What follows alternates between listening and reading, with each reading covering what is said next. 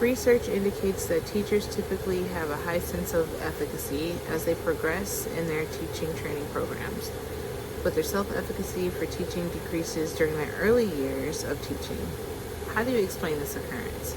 Based on the sources of self-efficacy, mastery, vicarious experiences, social persuasion, physiological affective states, what can you do now to increase your self-efficacy for teaching? So, a strong sense of self-efficacy leads to higher confidence levels in one's ability. So, especially young teachers, they may not know the school system or the routine or the administration's policies and programs and systems.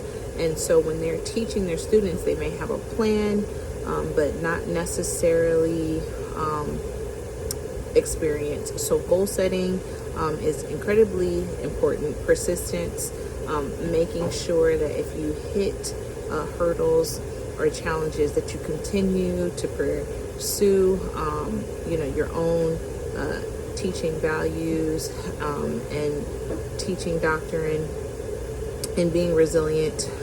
That will help with higher self-efficacy, and that will provide you for the ability to recover from pitfalls and have stronger performances.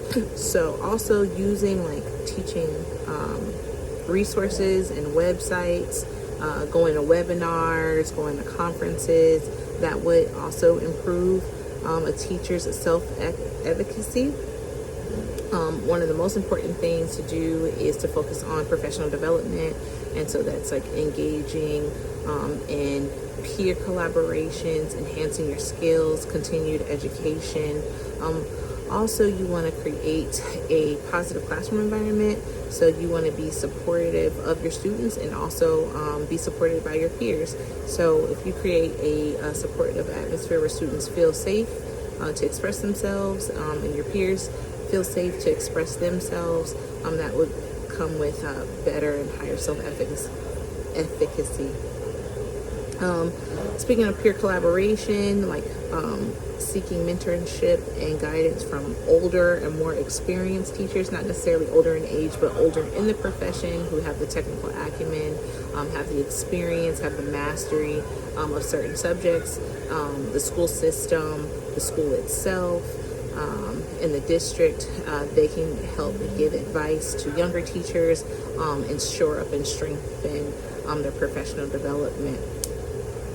Also, seeking feedback is incredibly important, like having regular feedback, getting criticism, constructive criticism, and where to improve and make your strong points stronger and shore up your weaknesses is incredibly important. And that helps you reflect on your successes. So taking the time to reflect on successful teaching experiences. You may have negative teaching experiences, but analyzing what worked well and how to replicate those strategies.